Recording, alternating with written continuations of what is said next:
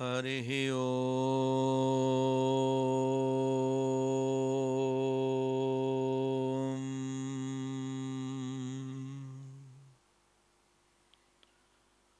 विश्वं दर्पणदृश्यमाननगरी तुल्यं निजान्तर्गतम् पश्यन्नात्मनि मायया बहिरिवोद् भूतं यथा निद्रया यः साक्षात् कुरुते प्रबोधसमये स्वात्मान्यमेवाद्वयम् तस्मै श्रीगुरुमूर्तये नमः इदं श्रीदक्षिणामूर्तये।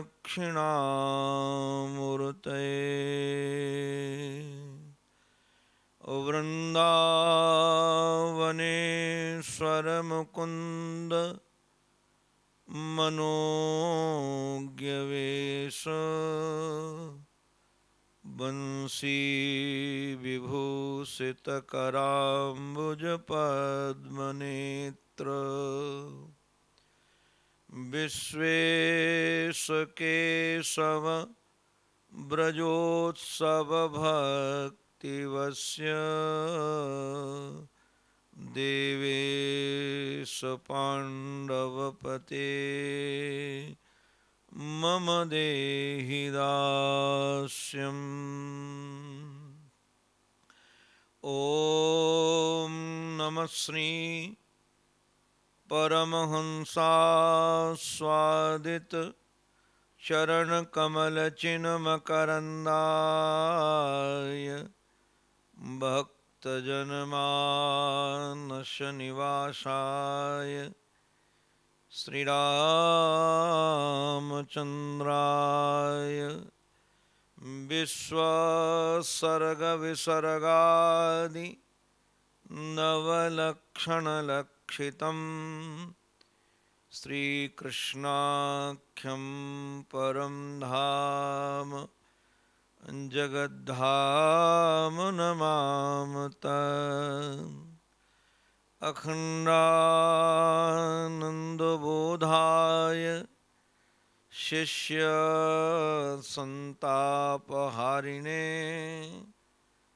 सच्चिदानन्दरूपाय तस्मै श्री गुरवे नमः। सद्गुरुं सद्गुणाधारं ध्यानगम्यं निरञ्जनम् अखण्डानन्दपादं वै भूयो भूयो नमाम्यहम्। भूयो भूयो नमाम्यहम्।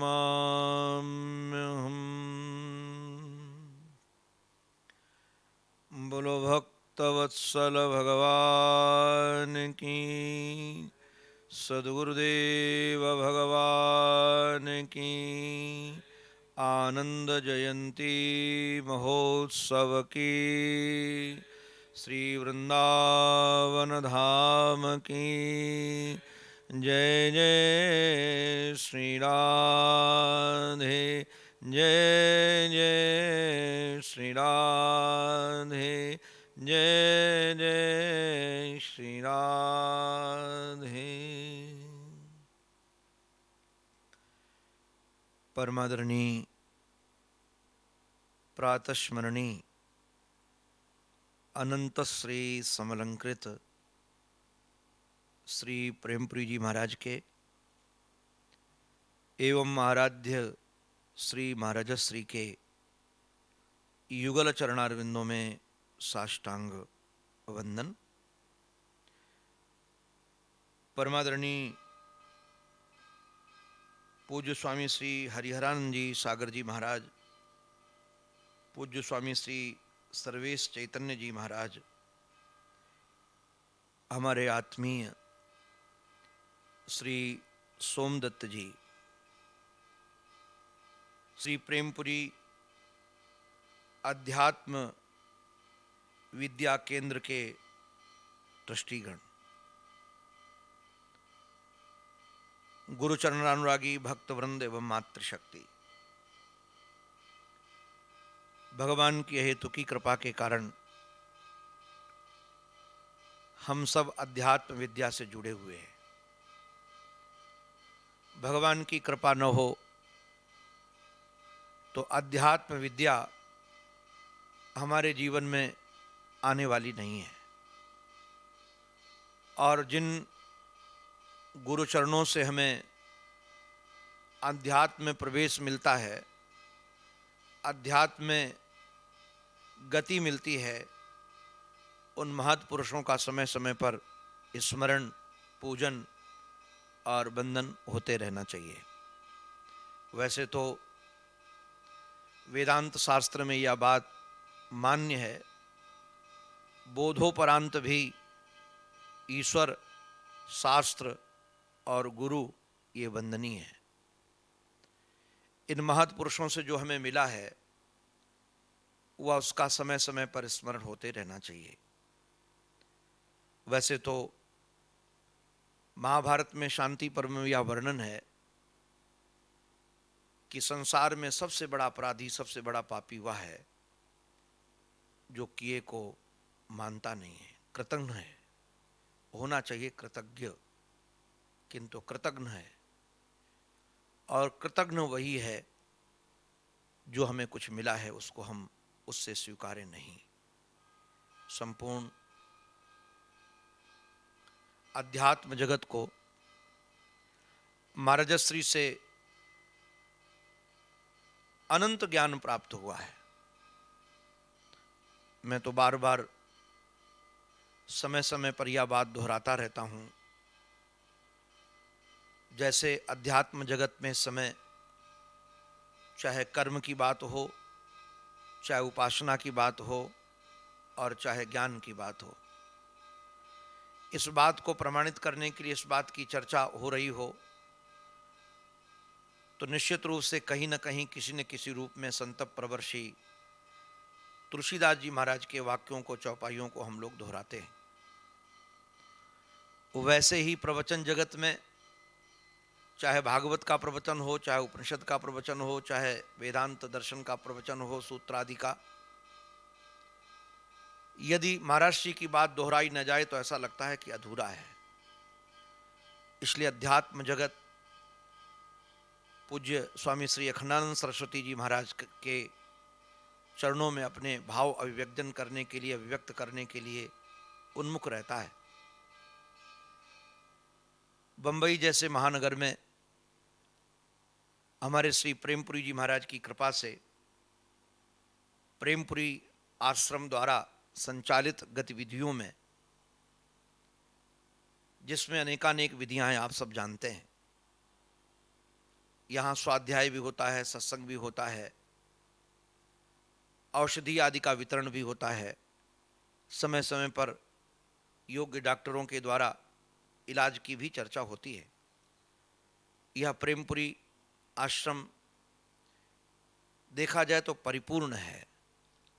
और इस प्रेमपुरी की गतिविधियों में हमारे महाराज श्री के, चाहे वह आनंद जयंती मनाना हो, चाहे वह आराधन महोत्सव मनाना हो, चाहे वह गुरु पूर्णिमा का पावन पवित्र उत्सव मनाना हो, और चाहे संन्यास जयंती मनाना हो, ये ट्रस्टीगण बहुत सजग होकर, सावधान होकर, उसमें से हमारे श्री गिरीश भाई ड्रेसवाला बहुत सजग सावधान रहते हैं, समय पर संतों से संपर्क करते हैं, समय पर संतों से प्रवचन लेते हैं और समय पर इसको सुव्यवस्थित करके समाज को प्रस्तुत करते हैं। निश्चित रूप से ये भी धन्यवाद के पात्र तो हैं ही, और ट्रस्ट तो निश्चित रूप से धन्यवाद का पात्र है। जिनके माध्यम से हम सबको ये समय समय पर महाराज श्री के वचनों को, महाराज श्री के सिद्धांत को, महाराज श्री के दृष्टांतों को, महाराज श्री की बात को सुनने का अवसर मिलता रहता है। आज भगवत कृपा से वह पावन पवित्र तिथि है, माघ मास का शुक्ल पक्ष और एकादशी तिथि। इस पावन पवित्र तिथि को हमारे आराध्य श्री महाराज श्री ने प्रयागराज में हजारों लाखों संतों के मध्य में उस समय ज्योतिष पीठाधीश्वर शंकराचार्य भगवान श्री ब्रह्मानंद सरस्वती जी महाराज के द्वारा संन्यास ग्रहण किया था। और जब से संन्यास ग्रहण किया तभी से लगभग आज तक स्थान स्थान पर, जगह जगह पर महाराज श्री की यह संन्यास जयंती मनाई जाती है। संन्यास जयंती मना करके, महाराज श्री का स्मरण करके निश्चित रूप से हम लोग अपने को धन्य करते हैं, उनका चिंतन करके अपने को धन्य करते हैं। निश्चित रूप से महाराज श्री संन्यास के प्रतिरूप थे, संन्यास की पहचान थे। संन्यास का स्वरूप क्या होता है, उसकी यदि रूपरेखा देखनी हो तो महाराज श्री के जीवन से देख सकते हैं। आज यह पावन पवित्र जयंती हम लोग महाराज श्री के निज आश्रम आनंद वृंदावन में भी मना रहे हैं और यह उत्सव हम श्री प्रेमपुरी आश्रम में भी मना रहे हैं। आज प्रातःकाल पहले विपुल में बहुत विधिवत हम लोगों ने पूजन किया है और पूजन करने के बाद अब इस समय प्रेमपुरी जी महाराज के चरणों में बैठकर हम सब इस पावन पवित्र संन्यास जयंती महोत्सव को मना रहे हैं। आइए संन्यास के विषय में कुछ बात कहनी है जो सर्वोपयोगी हो, सर्वजन सुखाय हो और सर्वजन हिताय हो। सनातन धर्म के मुख्य रूप से दो स्तंभ हैं, एक वर्णाश्रम स्तंभ है, एक आश्रम स्तंभ है। ये दोनों सनातन धर्म के मुख्य स्तंभ हैं। वर्णाश्रम की यदि चर्चा की जाए तो निश्चित रूप से ब्राह्मण, क्षत्रिय, वैश्य और शूद्र, जो स्वयं गीता में भगवान ने इन चारों के सृजन की चर्चा की है। और आश्रम व्यवस्था में यदि चर्चा की जाए तो निश्चित रूप से ब्रह्मचर्य, गृहस्थ, वानप्रस्थ और संन्यास, ये आश्रम व्यवस्था की विधि है। वैसे तो जब हम यह मानते हैं कि हमारे शरीर की आयु 100 वर्ष की है, तो यदि इसको बराबर बराबर पर बांटना हो तो 25 ब्रह्मचर्य के लिए, 25 गृहस्थ के लिए, 25 वानप्रस्थ के लिए और 25 संन्यास के लिए। वैसे तो संन्यास इतना महत्वपूर्ण है, हम लोग जो जन्म दिवस मनाते हैं वो भी एक प्रकार का संन्यास दिवस है हमारा सबका। आप कहेंगे संन्यास दिवस कैसे है, जन्म दिवस को संन्यास दिवस कैसे कहा जा सकता है? ध्यान रखिए, न्यास शब्द त्याग अर्थ में है और सम्यक प्रकार से त्याग का नाम संन्यास है। तो निश्चित रूप से पशु योनियों से हमारा न्यास हो गया, पक्षी योनियों से हमारा न्यास हो गया, वृक्ष योनियों से हमारा न्यास हो गया, हम मनुष्य बन गए हैं, इसमें स्थापना हुई, तो निश्चित रूप से एक प्रकार का सन्यासी तो है। और देखा जाए यदि गृहस्थ आश्रम में भी हम प्रवेश करते हैं तो विवाह का यदि महोत्सव भी मनाता है कोई, तो निश्चित रूप से वो भी संन्यास महोत्सव ही है। क्यों? यहाँ त्यागार्थ में जब तक ब्याह नहीं होता है, तब जहाँ कोई सुंदर पुरुष या स्त्री दिखते हैं तो व्यक्ति के मानस में आता है कि जीवन साथी में ऐसा चाहिए, किंतु जिस दिन ब्याह हो गया तो सबका त्याग हो गया। और वो जो त्याग है वो हमारे जीवन को सुख पहुंचाने के लिए है, हमारी चित्तवृत्ति इधर उधर न भटकती रहे, निश्चित रूप से वो भी एक सन्यास का ही रूप है। अब सन्यास की विलक्षणता क्या है, सन्यास की आवश्यकता क्या है? यह निश्चित है कि वस्तु, व्यक्ति और स्थान, ये तीन हमको मिले हैं। वस्तु भी मिली है, व्यक्ति भी मिला है, स्थान भी मिला है। और जो मिली हुई वस्तु होती है वो छूटती है, आप चाहो या न चाहो। जो वस्तु मिली है, जो व्यक्ति मिला है, जो स्थान मिला है, वो आपको छूटेगा। और यदि वह आपके न चाहने पर छूटता है तो निश्चित रूप से आपको कष्ट देता है। किंतु आप प्रयत्न पूर्वक ही सही, पुरुषार्थ पूर्वक ही सही, उसके छोड़ने के पहले यदि आप उसको छोड़ देते हो तो आपको कष्टानुभूति नहीं होती। तो जो विचार पूर्वक छोड़ा जाता है उसी का नाम सन्यास है। और यह निश्चित है, संसार में जितने भी सुख हैं वो सब त्याग के ही सुख हैं। ऐसा एक भी सुख नहीं जो ग्रहण का सुख हो, कहीं न कहीं किसी न किसी रूप में त्याग है। आइए हम महाराज श्री के सन्यास पर थोड़ी चर्चा करते हैं, जो महाराज श्री के मुखारविंद से ही सुनी हुई बातें हैं। महाराज श्री का जीवन निश्चित रूप से अवतार स्वरूप ही है। उनकी बचपन से लेकर के जब तक श्री विग्रह रहा तब तक घटनाएं एक सामान्य मानव जैसी नहीं है, सामान्य पुरुष जैसी नहीं है। विशिष्ट पुरुष जैसा उनका जन्म है, विशिष्ट पुरुष जैसा उनका बालकपन है, विशिष्ट पुरुष जैसा उनका गृहस्थाश्रम है, और विशिष्ट पुरुष जैसा उनका संन्यास है। निश्चित रूप से वह समाज में अन्य पुरुषों की अपेक्षा वो विशिष्ट थे, और जो अन्य पुरुषों की अपेक्षा विशिष्ट होता है उसी को हम अवतार मान लेते हैं। अवतार स्वरूप मानने में भी पूज्य संतों को किसी को कहीं भी अवरोध विरोध नहीं है। तो महर्षि का जो अवतार है वह एक बहुत विलक्षण है। महर्षि के मुख से सुनी हुई एक चर्चा में सुना रहा हूँ, जो शायद सन्यास के लिए सबसे सार्थक होगा। उससे बढ़िया सन्यास की चर्चा और क्या हो सकती है, सन्यास के स्वरूप की चर्चा क्या हो सकती है। जिस समय महाराज श्री गीता प्रश्न में सह संपादक के रूप में वह कार्यरत थे, निश्चित रूप से बचपन काल से पूज्य महाराज श्री संतों के लाडले थे, और संतों के वह आदर्श पर ही अपने जीवन को चलाते थे। संतों के समीप जाना, सत्संग करना।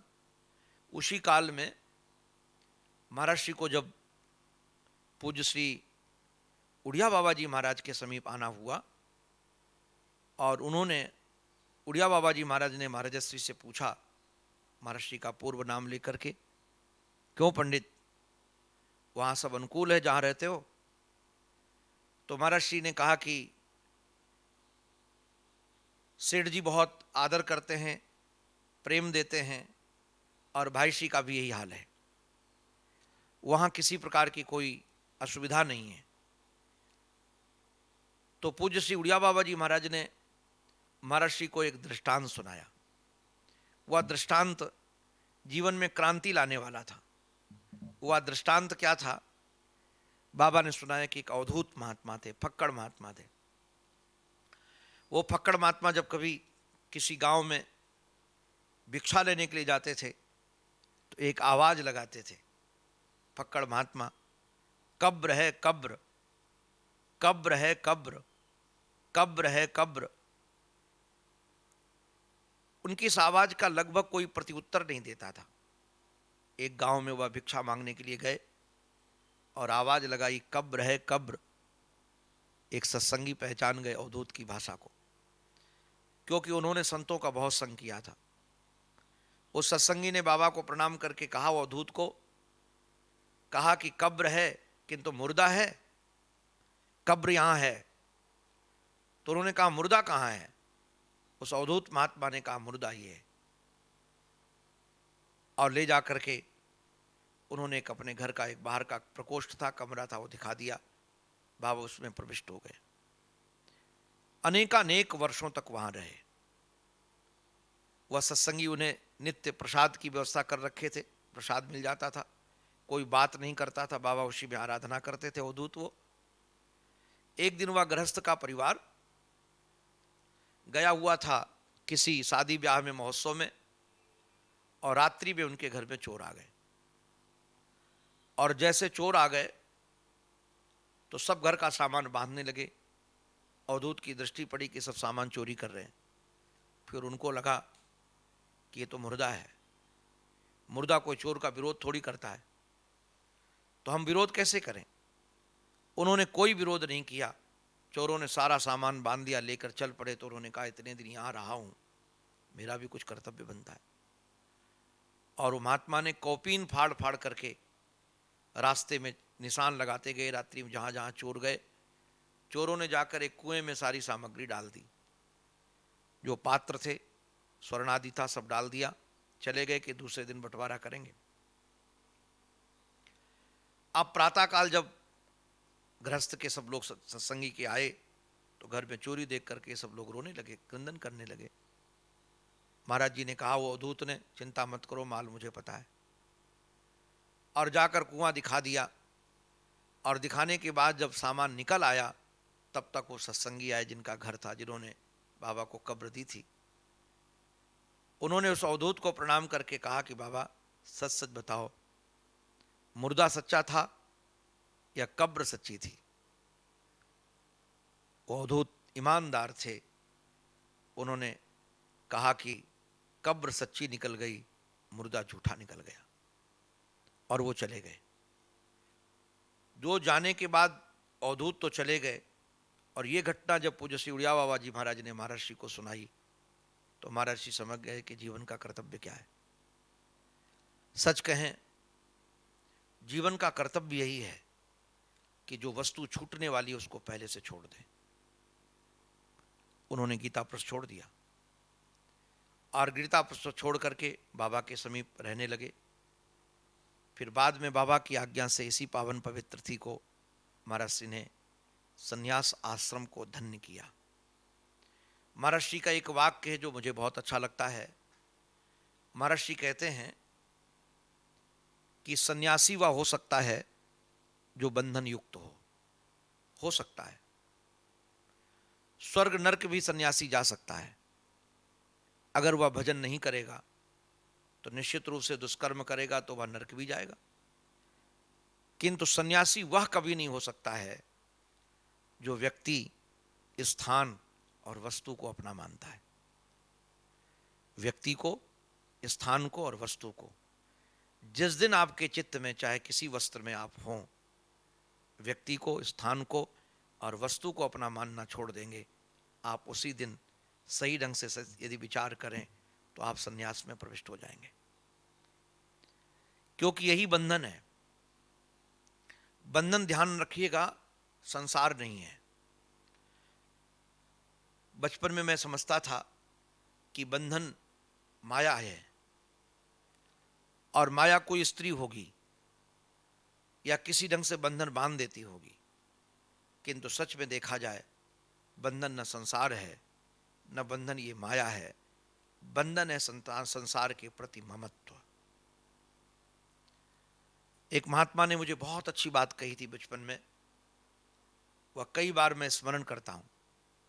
महात्मा ने कहा था, ध्यान रखना, कमल का जीवन जल है। कमल बिना जल के जी नहीं सकता है। कमल जल में रहता है, किंतु जल कमल में नहीं रहता है।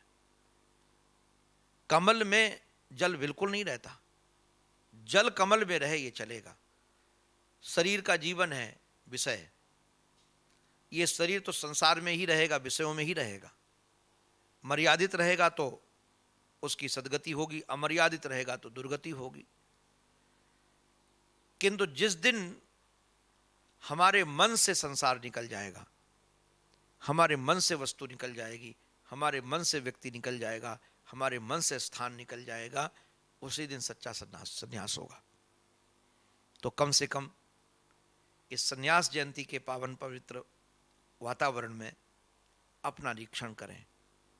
जितना संसार मेरे मन में है उतना मैं बंधन युक्त हूं। जितने व्यक्ति हमारे मन में हैं उतने हम बंधन युक्त हैं। और जितना संसार हमारे युक्त में व्यक्ति है, वस्तु है, हम बंधन मुक्त है नहीं युक्त है। और जिस दिन मन से ये निकल गए, हम निश्चित रूप से बंधन मुक्त हो गए। और बंधन मुक्त स्थिति का नाम ही संन्यास है। दूसरी बात और ध्यान देने की, जो आज के समय पर बहुत उपयोगी है और विचारणीय भी है। आज का ये वातावरण स्वार्थ परवश होने के कारण संन्यास की व्याख्या हम लोगों के बहुत काम की है।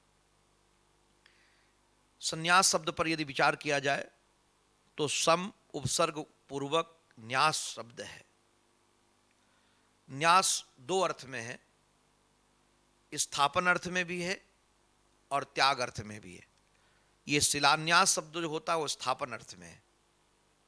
शिलान्यास, शिल का स्थापन, और संन्यास ये त्यागार्थक रूप में है।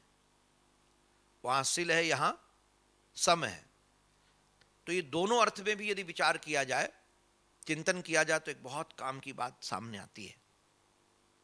आजकल लगभग लोग इस शब्द से परिचित हैं, ट्रस्ट शब्द से। ट्रस्ट माने होता तो विश्वास है, किंतु दूसरी बात इसमें ध्यान देने की है, ट्रस्ट माने होता है संस्कृत में न्यास। न्यास को ट्रस्ट कहते हैं। जब कोई न्यास बनाता है, ट्रस्ट बनाता है, तो अपनी ही संपत्ति न्यास में स्थापित कर देता है, न्यास को दे देता है। जिस दिन न्यास को अपनी संपत्ति दे देता है, फिर उसमें उसका कोई अधिकार नहीं रहता। वह ट्रस्टी होने के बाद भी वो मालिक नहीं होता है। ट्रस्टी का काम मालिक का नहीं है। ट्रस्टी का काम सुरक्षा तो रखना है और उसका उपयोग लोक कल्याणार्थ होना चाहिए। ऐसे जो सन्यासी बन जाता है, अपने जीवन को स्थापित कर देता है, वह शरीर की रक्षा तो करे, किंतु वह रक्षा अपने लिए नहीं, लोक हितार्थ, उसका उपयोग अपने लिए न करे। महाराज श्री बहुत सारे ट्रस्टों में ट्रस्टी थे, लगभग अधिपति थे, ट्रस्टाधिपति के रूप में ही। लगभग 7-8 के नाम तो मुझे पता है, और भारत के बड़े बड़े प्रसिद्ध ट्रस्टों में थे। स्वर्गाश्रम ट्रस्ट में महाराज स्वयं ट्रस्टाधिपति थे। श्री कृष्ण जन्मभूमि के ट्रस्ट में भी महाराज जी ट्रस्टाधिपति थे। अरे जहां हम लोग अभी उत्सव मना रहे हैं, श्री प्रेमपुरी अध्यात्म विद्या केंद्र के ट्रस्ट में भी ट्रस्टाधिपति थे। ऐसे अनेकानेक उनके माध्यम से जो बनाए गए ट्रस्ट, उसके तो ट्रस्टाधिपति थे ही। भारत के प्रसिद्ध ट्रस्टों में भारत का एक ट्रस्ट है साधु समाज का, उसके भी महाराज अधिपति थे। किंतु महाराज श्री ने एक बात बहुत अच्छी बताई कि जब मैं श्री कृष्ण जन्म न्यास के ट्रस्टाधिपति पर था, तो मेरे पास वहाँ का एक बार सारा खर्चा का बिल आया। तो मैंने देखा कि भारत के उद्योगपति लोग उसमें ट्रस्टी थे। कोई कोषाध्यक्ष था, जिसमें श्री वसंत कुमार बिरला जी महाराज, डालमिया जी आदि आदि थे। एक वहाँ अतिथि भवन बनाया गया था, महाराज जी इस बात को सुनाते थे, जिसके द्वारा बनाया गया, डालमिया जी के द्वारा। उस समय लगभग उसमें 15 लाख रुपया दिए गए थे, जो आज 15 करोड़ के बराबर हैं। उनके द्वारा स्थापित था।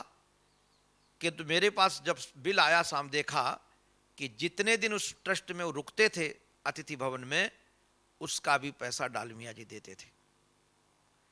तो महाराज जी कहते थे कि उसी दिन से मैंने भी निर्णय ले लिया कि मैं जिस ट्रस्ट का ट्रस्टाधिपति या ट्रस्टी हूं, उस ट्रस्ट से कभी खर्चा नहीं लेंगे, उसका उपयोग अपने लिए नहीं करेंगे। तो जैसे ट्रस्ट का उपयोग व्यक्ति अपने लिए नहीं करता है, वैसे सन्यासी को अपने जीवन का उपयोग अपने लिए नहीं, लोक समाज के लिए करना चाहिए। तो ये सन्यास की जो पावन पवित्र विधा है, अद्भुत विधा है।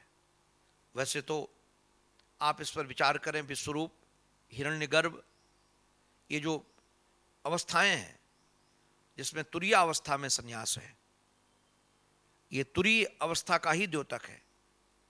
जैसे आश्रम व्यवस्था में सन्यास है, वर्णाश्रम व्यवस्था में से ब्राह्मण है। ये सर्वोत्कृष्ट आश्रम है सन्यास आश्रम। और सन्यास आश्रम की गरिमा यही है कि कम से कम व्यक्ति स्थान और वस्तु को अपना न समझा जाए। यदि अपना समझा जाएगा तो अपने उपयोग में लगाया जाएगा। इसका जितना उपयोग हो सके भगवत प्राप्ति में, आत्मचिंतन में, ब्रह्मचिंतन में, समाज सेवा में ही इसका उपयोग करना चाहिए। और निश्चित रूप से हमारा प्रेमपुरी आश्रम ट्रस्ट इस बात का पूरा ध्यान रखता है। हमें कई ट्रस्टियों का ऐसा पता है कि ट्रस्ट में आकर पानी भी नहीं पीते, कि हम यहाँ का पानी नहीं पिएंगे। ये जो दिव्य विधा है यही सन्यास की विधा है। आप सबके जीवन में सन्यास चरितार्थ हो, सन्यास की प्राप्ति हो और सन्यास आश्रम की जो जीवन मुक्ति का आनंद है वह प्राप्त हो, यह मैं गुरु चरणों में प्रार्थना करता हूँ। और हम कहीं भी रहें, कैसे भी रहें, सबके प्रति सौहार्द प्रेम से परिपूर्ण रहें। हमारा यह प्रेमपुरी आश्रम ट्रस्ट सतत इसी प्रकार के अध्यात्म कार्यक्रम में संलग्न रहे, यह मैं ईश्वर से प्रार्थना करता हूँ। सर्वे भवन्तु सुखिनः, सर्वे सन्तु निरामयाः, सर्वे भद्राणि पश्यन्तु मा कश्चित् दुःखभाग् भवेत्। ओम शांति शांति शांति।